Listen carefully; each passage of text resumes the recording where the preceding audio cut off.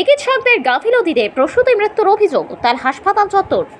আরজিকর হাসপাতালের পড়ুয়া চিকিৎসককে ধর্ষণ করে খুনের ঘটনায় যখন উত্তাল সারা দেশ, তখনই চিকিৎসার গাফিলতিতে রোগী মৃত্যুর ঘটনায় চাঞ্চল্য ছড়ানো হাসপাতাল চত্বরে।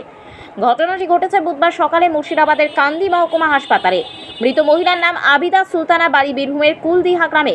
এই মৃত্যুর কারণ জানতে পুলিশের তরফে একটি তদন্ত কমিটি গঠন করা হয়েছে।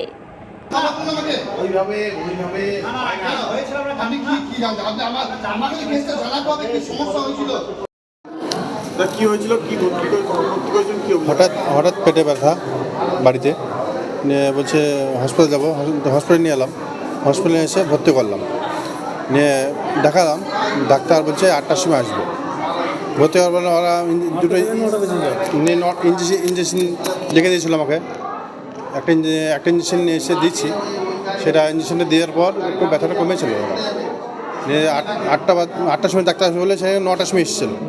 9টার সময় এসে ডাক্তার চিকিৎসা করা একটু করেছে, নিয়ে কিছু ওষুধ লেখানি, এমন কিছুই ওষুধ লেখানি। তারপর আমি বললাম কিছু ওষুধ লেখানি, কী হয়েছে?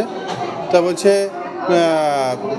কিছু হয়নি, এমনি সামান্য কিছু হয়নি বলে কি এরকম মারা গেল হঠাৎ বিনা চিকিৎসায়? সেটা চাইছি, এর কোনো পরিপক্ষে আমি ওদের ফাঁসি চাইছি যে ডাক্তাররা যে অন্যায়ভাবে আমার স্ত্রীকে হত্যা করেছে তার মধ্যে নাম কি? আবিদা সুলতানা। কোথায় বাড়ি? বাড়ি কোনটিয়া, বীরভূম, মরিশদ থানা। আপনার কি নাম? আমার নাম আনিসুর রহমান।